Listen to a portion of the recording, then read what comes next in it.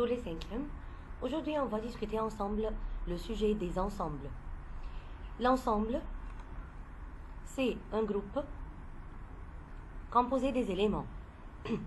Tu peux former un ensemble avec n'importe quelle chose dans le monde. Par exemple, ensemble qui contient des élèves, ensemble qui contient des nombres, des chiffres, des lettres de l'alphabet, des couleurs, ainsi de suite. Mais il y a quelques règlements qu'on doit suivre pour que ça soit un ensemble, bien pour dire que ça c'est un ensemble. Pour lui donner une définition, on peut dire que c'est une collection des objets parfaitement déterminés, ayant une propriété caractéristique commune.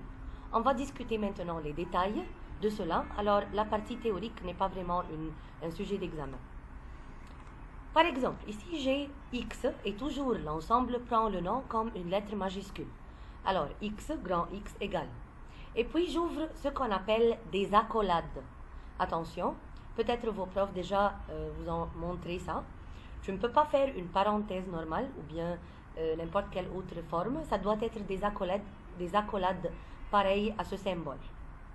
Et puis je commence à mettre les éléments dans mon ensemble.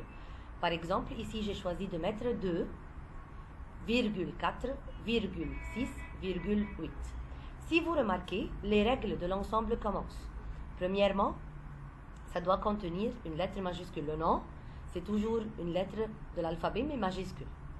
Numéro 2, ça commence et ça finit par des accolades. Numéro 3, les choses à l'intérieur sont appelées des éléments. Pas des chiffres, pas des lettres, parce que ça peut être n'importe quelle chose, alors on les appelle les éléments. En arabe, c'est al-anasir. Et ces éléments, numéro 4, sont séparés par des virgules. Règle numéro 5, je ne peux pas répéter le même élément. Je ne peux pas répéter un même élément deux fois. Par exemple, si je vais former l'ensemble des élèves dans la 5e A et j'ai 2 élèves qui s'appellent Youssef, je vais écrire Youssef une seule fois. Si je parle des lettres, par exemple, et j'ai un mot comme le mot classe qui contient 2 S, j'écris un seul S. Ainsi de suite. Alors, un seul élément ne peut pas se répéter deux fois. Et la dernière chose, la dernière critère, qui est la plus importante en fait, c'est que tous ces éléments doivent avoir quelque chose en commun. Ils doivent avoir ce qu'on appelle une propriété caractéristique commune. Sifa mumayyaza mushtaraka. Par exemple, je ne peux pas ouvrir l'accolade et puis écrire 2, Ahmed, jaune, février. Et je ferme l'accolade. Est-ce que ça c'est un ensemble? Non, ça c'est pas un ensemble de cette façon parce que il n'y a aucune propriété caractéristique commune entre les éléments que j'ai choisis. Et la dernière chose, l'ordre n'a pas d'importance. L'ordre n'est pas important. Alors, commençons à voir par exemple ici, x égale 2, 4, 6, 8. Expliquez-moi ce qui est commun entre ces éléments. Si j'essaye de voir ce qui est commun entre 2, 4, 6 et 8, je vous entends dire, oui, c'est ça. Alors, tous, ils sont des nombres pairs. Des nombres pairs, ça veut dire que je peux diviser par 2. Mais en même temps, c'est limité. C'est juste le 2 et le 4 et le 6 et le 8. Je n'ai pas continué jusqu'à l'infini, par exemple. Alors, je peux dire, on exprime que c'est l'ensemble des nombres pairs. Excusez. L'ensemble des nombres pairs compris entre 1 et 10. Le mot compris entre, c'est-à-dire ce qui se trouve entre. Voilà les règles dont on a parlé. Alors, on représente l'ensemble par une lettre majuscule. On groupe les objets, bien les ensembles, entre 2 accolades. Les objets sont nommés des éléments. Je ne peux pas répéter le même élément. Et aussi, l'ordre n'est pas important. Alors, parlons toujours de la dernière critère qu'on a mentionné, la propriété caractéristique commune. Attention, je ne peux pas former un ensemble avec quelque chose qui change, ou bien là où je peux changer d'avis. Par exemple, je ne peux jamais dire l'ensemble des élèves intelligents de la classe. Parce que peut-être les élèves intelligents, de mon point de vue, à moi-même, Madame Chérine, va changer du point de vue de Madame Chaïmet, va changer du point de vue de Monsieur Jacques, et ainsi de suite. Alors, ça ne peut pas être quelque chose qui diffère, invariable, mais ça doit être quelque chose de constant, quelque chose qu'on peut tous confirmer. Par exemple, je peux dire les élèves qui commencent par la lettre M, parce que le nom, c'est quelque chose qui ne change pas. Je peux dire les élèves qui ont plus que 12 ans, parce que je peux voir leur certificat et décider s'ils ont plus que 12 ans ou non. Ainsi de suite. Alors, l'ensemble doit être fait par des critères qui ne changent pas. Les critères de beauté ou bien, par exemple, haut de taille, petit de taille, intelligent, pas intelligent, ainsi de suite, non, je ne peux pas l'utiliser dans un ensemble. Alors, les exemples qu'on va rencontrer beaucoup dans les exercices, par exemple, ensemble des jours de la semaine. Quels sont les jours de la semaine? J'ouvre les accolades, j'écris lundi, mardi, mercredi. Si je ne veux pas citer tout, je peux mettre des points, mais bien sûr, je ne fais pas ça à l'examen. À l'examen, tu dois écrire tous les éléments qu'il y en a, pour ne pas manquer des points. L'ensemble des mois de l'année, ainsi de suite. L'ensemble des lettres du mot classe, par exemple. Alors, j'ouvre l'accolade, j'écris C, virgule L, virgule A, virgule S, virgule E. Remarquez qu'on n'a pas répété le S 2 fois. Ensemble des chiffres du nombre, 735 322. Même cas, je ne vais pas répéter. Alors, j'ouvre les accolades, j'écris 7,3,5,2. Vous remarquez, je n'ai pas répété ni le 3 ni le 2. Si vous voulez faire une application de cette première partie, vous pouvez ou bien faire le fiche qui se trouve sur le site ou bien travailler le livre scolaire, page 43. Comment peut-on représenter un ensemble? On l'appelle les méthodes d'exprimer un ensemble. Pour exprimer, c'est-à-dire pour représenter simplement. J'ai 3 méthodes. La première méthode, c'est la méthode classique qu'on vient de voir maintenant et ça s'appelle une liste. La méthode de la liste, c'est là où j'ouvre les accolades, je cite les éléments et puis je ferme les accolades. La deuxième façon, c'est au lieu de mentionner tous les éléments ou bien de les marquer un par un, je mentionne la propriété caractéristique commune de ces éléments, c'est-à-dire ce qui est en commun, comme on va voir. Et la troisième méthode, on l'appelle diagramme de Venn. Et Venn, ici, c'est un nom propre. Alors, la liste, c'est la méthode classique qu'on vient de voir. J'ouvre les accolades, je mets les éléments séparés par des virgules. Par exemple, ici, le mot joli, j'écris J, virgule O, virgule L, virgule I.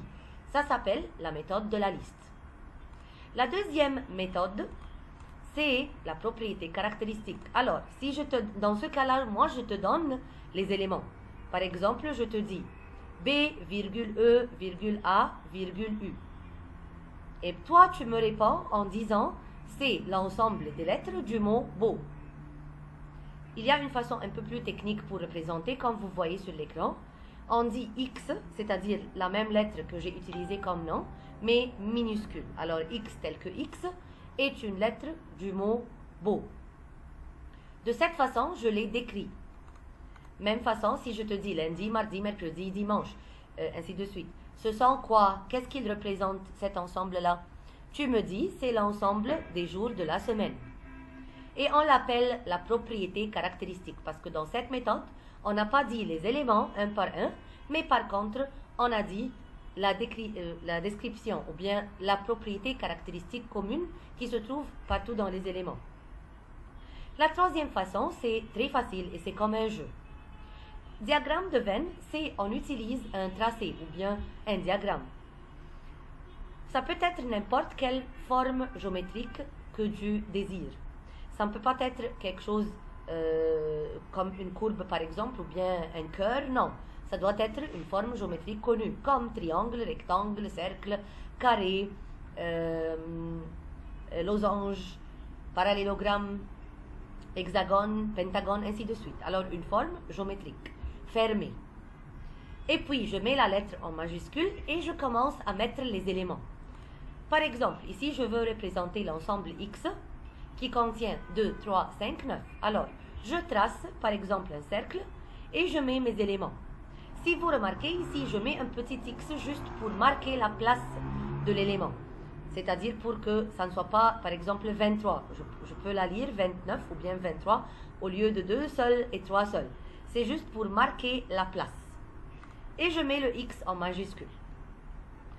Bien sûr, le rectangle marche aussi, le cercle, le triangle, n'importe quelle forme que je désire ou bien que j'aime tracer.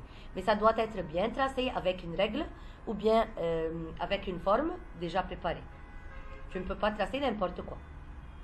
Forme géométrique fermée. Ça, c'est le diagramme de Venn. Comment cette semaine vient à l'exercice? Excusez. Je te donne une des 3 méthodes et je demande une autre. Par exemple, je te cherche l'exemple ici. On peut voir le livre ensemble. Ici, par exemple, c'est la page 46 de votre livre scolaire. Et il me dit, exprime l'ensemble. Comme vous voyez, il me donne la liste et il demande le diagramme de Venn. Ou bien, de l'autre côté, il me donne le diagramme de Venn et il demande la liste. Alors, ici, qu'est-ce que je vais écrire? Je vais écrire y égale 2,4,6,8. Et s'il me demande la 3e méthode qui est la propriété caractéristique, qu'est-ce qu'on peut dire à propos de ces éléments? Pensez un peu. C'est ça. Je peux dire l'ensemble des nombres pairs compris entre 1 et 9, par exemple. Ou bien de 1 jusqu'à 8. Les nombres pairs. Ici, il veut exprimer l'ensemble des lettres du mot escalier. Si vous voyez, il m'a donné la méthode de la propriété caractéristique. Et c'est à moi de faire le diagramme de Venn. Alors, je commence de mettre les lettres avec des petits X dans le rang. Je mets ici E, puis S, puis C, puis A, L, I. Mais attention, je ne répète pas le E 2 fois, puis le R. C'est ça. Faites attention s'il me donne 2 diagrammes à la fois, comme on va voir dans les leçons suivantes. Mais ça ne doit pas te gêner du tout. Tu écris simplement les éléments que tu vois. Dans le X ici, qui est le rang, j'écris 1, 4, 5, 7 et 8. Ça, c'est dans le X. Dans le Y, j'ouvre les accolades et j'écris 1, 8, 3, 6, 0. Vous remarquez ici que l'ordre n'est pas important du tout. Et aussi que j'ai une partie en commun qu'on va discuter plus tard dans une autre leçon. Mais ici, les éléments communs, ou bien qui se répètent partout, sont le 1 et le 8.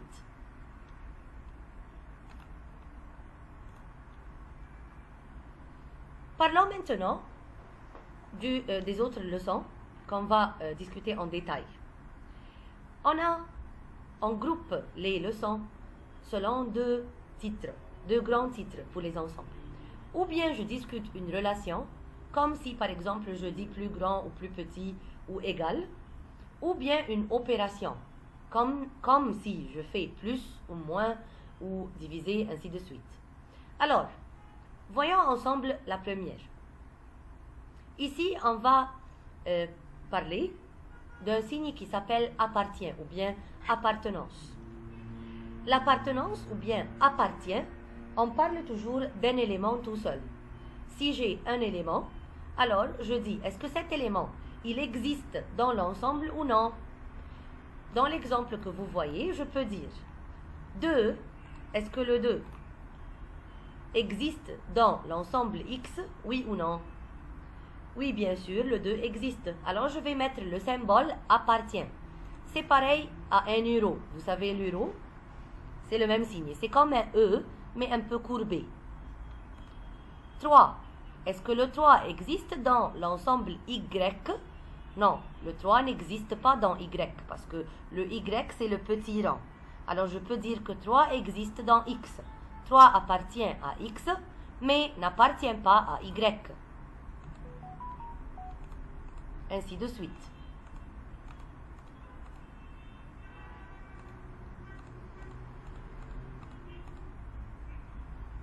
Alors, maintenant, on va continuer avec le signe. On va prendre A et B seulement.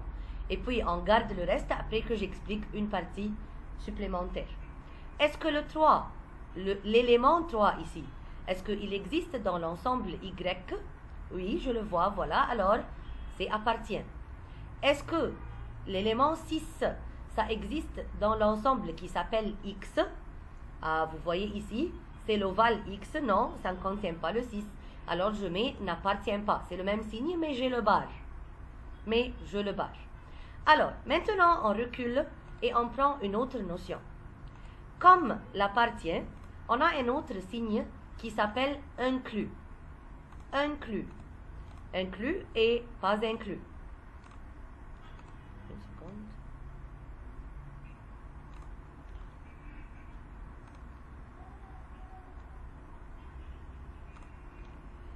Si je parle de l'inclusion, ici je ne parle plus d'un seul élément. Je parle de la relation entre deux ensembles. C'est-à-dire, comme on vient de dire le 2 tout seul et le 3 tout seul, cette fois-ci, j'ai formé un petit ensemble composé de deux éléments, 2 et 3. Si vous voyez, vous remarquez avec moi, le 2 et le 3, les deux existent dans l'ensemble X. De cette façon, je peux dire que cet ensemble est inclus dans l'autre ensemble, dans l'ensemble X. Le signe de l'inclusion, c'est pareil à celui de l'appartient, mais c'est sans se tirer. Alors, c'est comme un C un peu étendu. Alors, un autre exemple. Ensemble qui contient 3 et 9. Est-ce que le 3 et le 9 sont les deux inclus dans Y? Si vous remarquez ici, le 9 existe, mais le 3 non. Même si la différence est d'un seul élément, je mets n'est pas inclus. Alors, je mets n'est pas inclus. Le 3 et 9, comme ensemble, n'existent pas dans le Y. Le petit ensemble qui s'appelle Y, c'est tout inclus dans le grand ensemble qui est le X. Alors, je mets le signe inclus. Quelle est alors la différence entre l'appartenance et l'inclusion? Je peux dire que l'appartient, c'est comme quand je parle d'un seul élément. Mais l'inclusion, c'est quand je parle d'un ensemble. Quand je vois des accolades, ou bien quand je parle d'un ensemble tout entier, comme Y ou bien X tout entier. L'appartient, c'est la relation entre un élément et un ensemble. Mais l'inclusion, c'est la relation entre un ensemble avec un autre ensemble. Deux appartiennent dans X. Mais si je dis Y tout entier, ou bien l'ensemble qui contient 2, ça va être inclus dans X. On continue l'exercice. Alors maintenant, si je travaille l'exercice numéro C, l'ensemble 0,3, est-ce que ça existe dans Y? Voilà le 0, voilà le 3. Alors oui, c'est inclus. L'ensemble 3,7, est-ce que ça existe dans l'ensemble X? Non, parce que le 3 n'est pas dans le X. Alors je vais dire n'est pas inclus. 1 et 4, est-ce qu'il existe dans X? Les deux, voilà, sont dans l'ovale, alors oui, inclus. Ainsi de suite. Ça, c'est une application indirecte de la même leçon qu'on vient de voir. Si moi, je te dis que 4 existe dans cet ensemble, alors je ne te demande pas de compléter cette fois-ci, c'est moi qui te dis 4 existe ici. Alors, quelle sera la valeur de X, de mon inconnu? Si le 4 existe, alors bien sûr le 4 n'égale pas à 2 ni à 5. Alors le X doit être égal à 4. X égale 4. Numéro B. 2 existe dans cet ensemble. Alors je vois que X égale 2. 5 existe dans cet ensemble. Alors, ici, pour que cette valeur tout entière 3 soit 5, je remplace le X par, je vous entends dire, 4 plus X doit être égal à 5. Alors, quelle est la valeur que je peux mettre ici à la place de X? C'est ça, oui, c'est 1.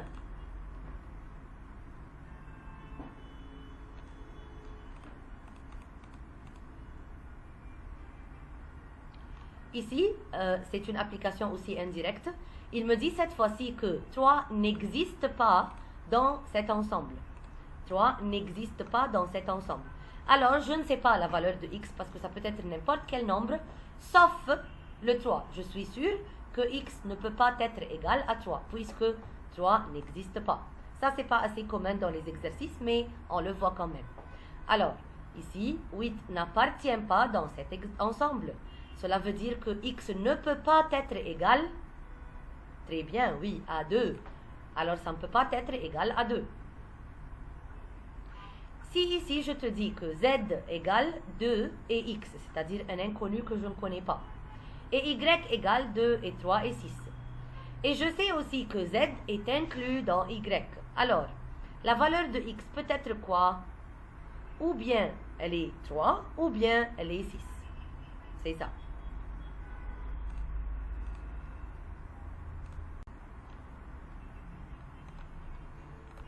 On va étudier ensemble ce qu'on appelle les types des ensembles. Les ensembles ne sont pas tous d'un seul type, il y a plusieurs genres. Alors, le premier genre d'ensemble, c'est l'ensemble fini. Fini, c'est-à-dire de son nom, je peux dire qu'il a un fin et dont je connais le nombre des éléments. Je peux les compter. Attention, ils peuvent être nombreux. Ça veut dire que je peux avoir un ensemble qui contient millions d'éléments. Pas de problème, mais ça c'est toujours un ensemble fini parce que je sais le nombre des éléments. Alors, si tu connais le nombre des éléments, c'est un ensemble fini. Si tu ne peux pas les compter, ou bien il n'y a pas de fin, alors on l'appelle dans ce cas-là un ensemble infini. On ne sait pas le nombre des éléments. On ne peut pas les compter, qu'on ne peut pas compter. Comme quoi? Comme par exemple l'ensemble des nombres pairs. Si je ne te dis pas jusqu'à tel nombre, ou bien compris entre tel et tel, alors c'est ouvert, c'est jusqu'à l'infini. Même chose avec l'impair, l'ensemble des nombres impairs. Si je ne décide pas c'est jusqu'à quand, alors c'est infini. Ensemble des nombres décimaux entre deux nombres, c'est infini. L'ensemble des nombres premiers, c'est infini. Le troisième type d'ensemble, c'est un ensemble qu'on appelle vide. L'ensemble vide, c'est l'ensemble qui ne contient aucun élément. Le nombre de ces éléments égale 0. On l'exprime en disant ou bien accolade vide, comme ça, on ouvre les accolades et puis on les ferme encore une fois, ou bien on l'exprime en marquant le symbole phi. Le symbole phi, c'est un cercle barré. Un cercle qui est barré. Alors, les deux sont acceptables, mais tu dois les savoir. Alors, un ensemble vide, ça sera comme quoi, par exemple? L'ensemble vide, c'est comme l'ensemble des filles qui sont des élèves dans ma classe. Si on parle de l'école Saint-Marc, il n'y a pas de filles qui sont des élèves dans la 5e. Alors, l'ensemble des filles qui sont des élèves dans ma classe, c'est vide. Attention, ce n'est pas 0. C'est le nombre des éléments qui est 0. Mais l'ensemble lui-même, la réponse que je vais mettre, ça doit être les accolades vides. L'ensemble des élèves qui ont plus que 30 ans dans ma classe. Bien sûr, aucun élève va avoir plus que 30 ans dans ma classe. Alors, ça sera un ensemble vide. Faites attention, l'ensemble vide lui-même, il contient 0 élément. C'est-à-dire, si je veux le classifier comme étant fini ou infini, ça sera en même temps un ensemble fini, parce qu'il contient 0 élément. Je connais le nombre de ces éléments. Aussi, l'ensemble qui contient un élément 0, ce n'est pas un ensemble vide, c'est un élément qui contient un élément, et cet élément, c'est le 0. Fais attention. Une autre idée, comme application de la leçon de l'inclusion des ensembles, ça s'appelle les sous-ensembles. Si je te dis que A est inclus dans B, A est inclus dans B, cela veut dire que A est un sous-ensemble de B. Sous-ensemble, c'est-à-dire مجموعة فرعية. هي موجودة جوه التانية وجزء منها. Alors, je te donne par exemple un ensemble qui contient 3 éléments, 2, 3 et 7. Et je te demande d'écrire tous les sous-ensembles possibles de X. Tu commences à me dire que le premier sous-ensemble, qui se trouve dans n'importe quel ensemble dans le monde, c'est l'ensemble vide. Alors, premièrement, c'est l'ensemble vide. Ça existe, mais je ne le vois pas, parce qu'il est vide, il ne contient rien. Alors, ça existe dans tous les ensembles. Phi est inclus dans tous les ensembles, dans X, dans Y, dans n'importe quel ensemble. Et puis, je prends les éléments un par un. Un ensemble qui contient 2. Un ensemble qui contient 3. Un ensemble qui contient 7, tout seul. Alors, chaque élément tout seul représente un ensemble, un sous-ensemble de x. Et puis, je commence à prendre 2 à 2. Le 2 avec le 3. Le 2 avec le 7. Le 3 avec le 7. Est-ce que je prends le 3 avec le 2? Non, parce que le 3 avec le 2, c'est pareil au 2 avec le 3. L'ordre n'a pas d'importance. Et le dernier sous-ensemble que je dois marquer toujours, c'est l'ensemble identique au x. Alors, c'est un autre ensemble qui contient toujours 2 et 3 et 7, quel que ce soit l'ordre. Alors, quand je te donne un ensemble contenant 3 éléments, tu me donnes toujours 1, 2, 3, 4, 5, 6, 7, 8 sous-ensembles. Vide, 1 par 1, 3, et puis 2 à 2, 3, et puis 3 éléments ensemble. Prenons un autre exemple. Si je te donne cette fois-ci 2 éléments, C et A, 2 lettres, et je veux tous les sous-ensembles de X toujours. Alors, premièrement, c'est bien, l'ensemble vide. Puis, chaque élément tout seul. C tout seul, A tout seul. Et puis, identique, alors C et A. Alors, remarquez que quand tu as 2 éléments, tu as 4 sous-ensembles. Quand tu as 3 éléments, tu as 8 sous-ensembles, comme l'exemple précédent.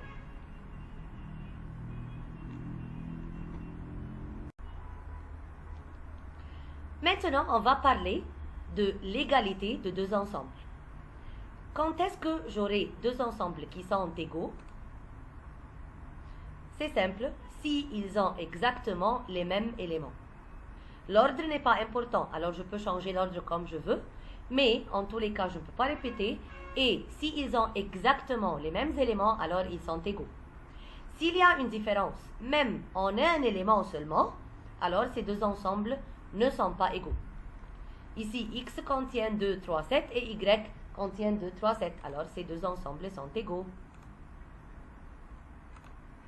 Si j'ai, par exemple, 3, 2, 7 et 2, 3, 7, ça sera quand même égaux parce que l'ordre n'est pas important. Alors, 2, 3, 5 et 5, 3, 2. Qu'est-ce que vous en pensez? Très bien, ils sont égaux. Ici, ça c'est une toujours application indirecte. 12, 9A égale B, 12, 4. Alors, je suis sûre que le A doit être égal au... Très bien, l'élément qui manque, qui est le 4. Et le B va être aussi l'élément qui manque d'ici, qui est le 9. Très bien. Si x plus 1 et 9 égale 6, y, alors je suis sûre que x égale 5 et y égale 9. Ah, ici, il me décrit l'ensemble avec la propriété caractéristique. 2, 3, 5, y, et puis il m'a dit que x est un nombre premier compris entre 1 et 10. Ah, rappelez-vous bien des nombres premiers, et des nombres pairs et des nombres impairs avant de commencer les exercices de l'ensemble, parce que on l'utilise souvent. Et aussi la notion des diviseurs et des multiples, c'est très important. C'est vrai que c'est le programme de la 4e primaire, mais c'est utilisé souvent dans les exercices de l'ensemble. Alors, ici, si je mentionne les nombres premiers compris entre 1 et 10, j'ai 2, 3, 5, 7, et c'est tout. Alors, ici, c'est celui qui manque, qui est le 7.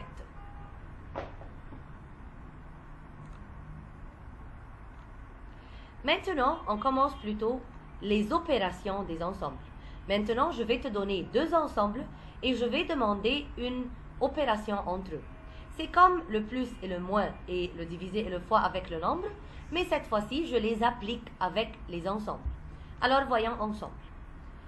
J'ai ici, par exemple, x qui est égal à 3, 12, 5 et 13. Et y qui est égal à 14, 15, 6 et 3. Si je veux représenter ces deux ensembles avec un diagramme de Venn, je dois premièrement voir les éléments qui se répètent. Ici, je l'ai marqué en couleurs différentes, alors vous voyez que le 3 est commun. Le 3 se répète dans les deux. Alors, je trace comme ça.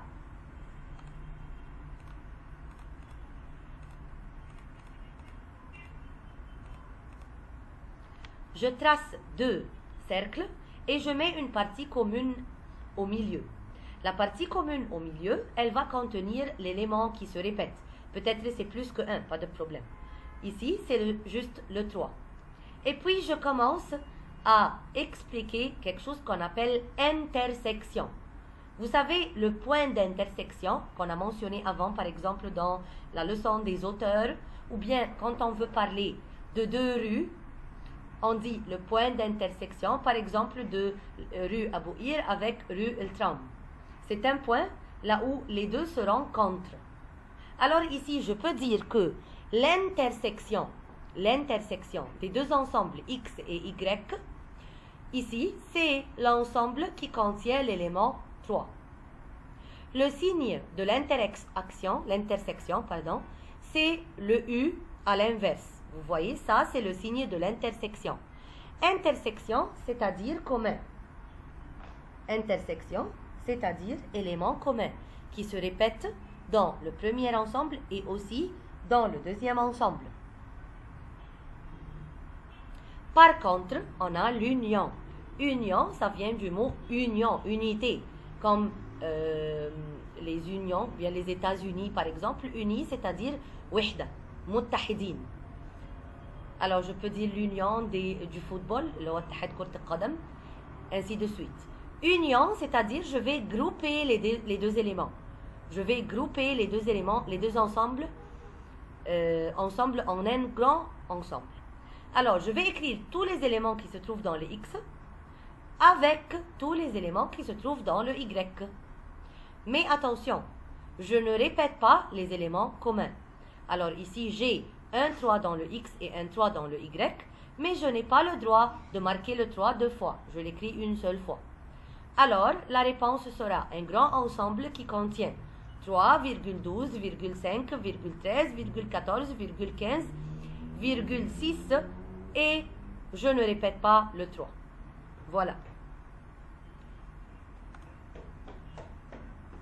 Par contre, on a quelque chose qui s'appelle la différence de deux ensembles. Si j'enlève un ensemble de l'autre, alors, par exemple, si je veux dire X moins Y, je cache avec ma main tous les éléments qui se trouvent dans le Y. Et j'écris ce qui reste dans le X.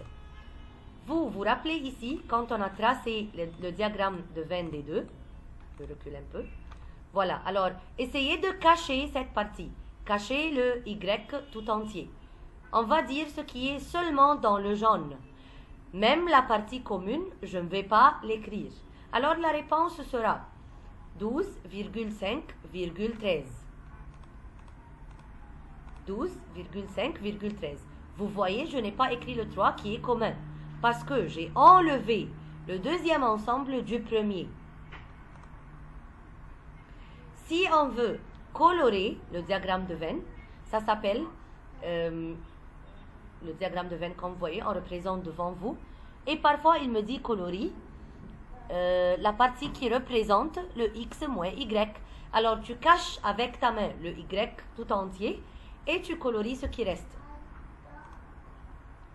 Attention, X moins Y n'égale pas Y moins X. C'est une autre réponse, parce que cette fois-ci, je vais cacher l'autre côté. Je vais cacher le X et garder l'Y.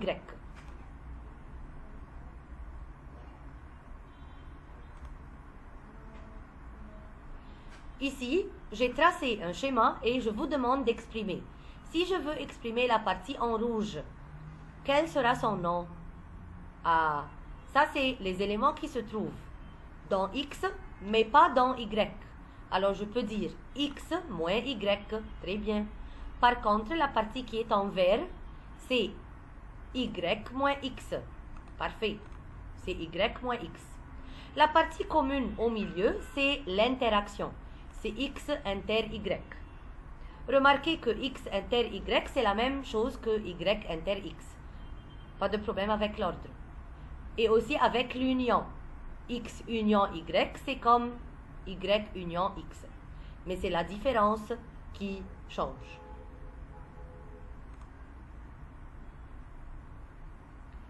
C'est un autre exercice pareil. Alors la partie en vert ici représente y moins x. La partie commune, c'est toujours y inter x.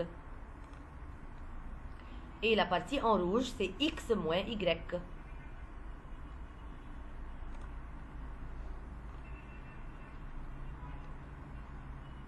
Alors, faites attention, ça c'est une exception.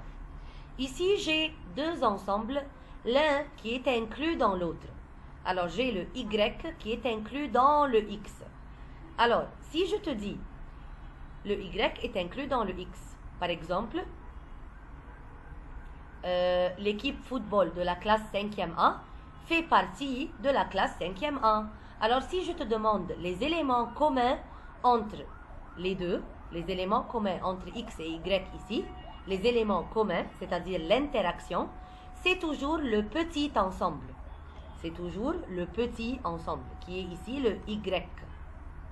Par contre, si je te dis x union y, c'est-à-dire tous les deux ensembles, les deux, je vais dire, ou bien la réponse sera le grand ensemble, la classe 5e A tout entière. Alors ici, c'est le x. Si j'enlève le x qui est le grand du petit, alors il me reste rien. Il me reste ce qu'on appelle l'ensemble vide, ou bien phi. On va discuter ça tout de suite. Phi, c'est l'ensemble vide qui ne contient aucun élément.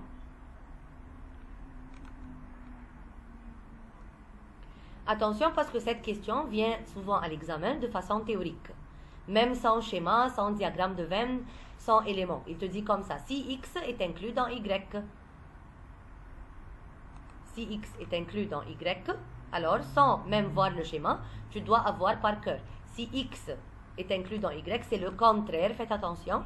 Alors, l'intersection sera toujours le petit ensemble.